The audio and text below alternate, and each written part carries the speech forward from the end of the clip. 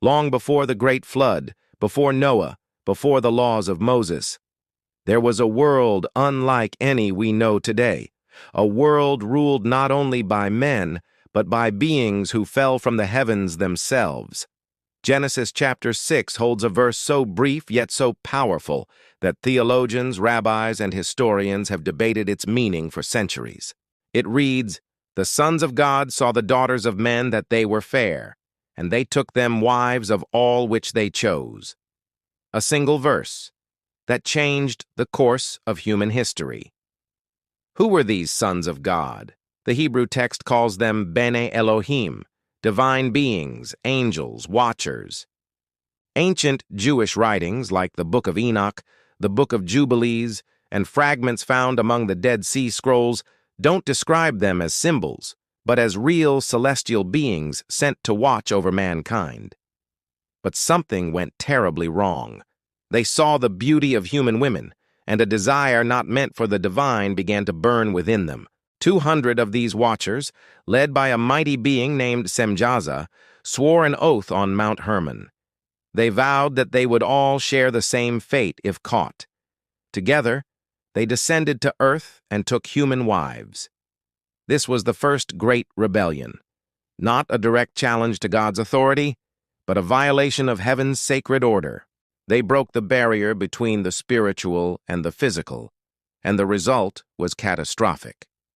From this unholy union came the Nephilim, giants of unimaginable strength, intelligence, and pride. They were the hybrid offspring of heaven and earth, the world's first demigods, worshipped as kings and feared as tyrants. The Book of Enoch describes their insatiable hunger, and they consumed all the acquisitions of men. And when men could no longer sustain them, the giants turned against them and devoured mankind. The Nephilim enslaved humanity.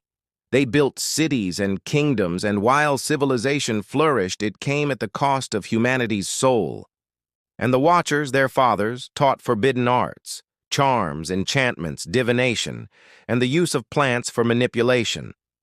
Every great civilization that followed, from Egypt and Babylon to Greece, would echo these teachings, but the origin began here, in the days before the flood. As corruption and violence spread across the earth, the cries of mankind finally reached heaven. The archangels, Michael, Raphael, Gabriel, and Uriel, were sent before the throne to report what had happened below. The Book of Enoch records God's judgment to them. "Bind Semjaza and his associates, cast them into the valleys of the earth, and destroy the children of the watchers from among men, for they have corrupted all that lives." The earth convulsed, the skies opened, and judgment fell upon them. Enoch writes that when the physical bodies of the Nephilim died, their spirits became wandering entities. Neither human nor angel, they were condemned to roam the earth, what later generations would call demons. The spirits of the giants became the unclean spirits, and they remain until the day of judgment. Archaeologists often speak of megalithic ruins scattered across the globe, structures so massive and so precise that even our modern tools struggle to replicate them. Could these ruins be the remnants of a forgotten world, the world of the Nephilim? From the great pyramids of Egypt to the colossal stones of Baalbek and Tiwanaku, ancient records from nearly every culture speak of gods descending from the sky, teaching humanity architecture, astronomy, and sacred geometry. From the Sumerians to the Aztecs, almost every civilization describes a golden age that ended in a global flood. This great cataclysm wasn't merely a punishment for sin, it was a divine reset. The flood was designed not just to cleanse the world, but to erase the hybrid bloodline, the unholy legacy of the fallen. Yet in almost every religion, there remains a whisper of a prophecy. As it was in the days of Noah, so shall it be again in the days of the Son of Man. Are we seeing echoes of that ancient time today? From our modern fascination with angelic contact, alien abductions, and transhumanism Humanity seems to be reaching for the same forbidden knowledge that destroyed the world once before. Technology is beginning to merge flesh and code. Science is challenging the very limits of mortality. It feels as though the barrier between heaven and earth is thinning once more.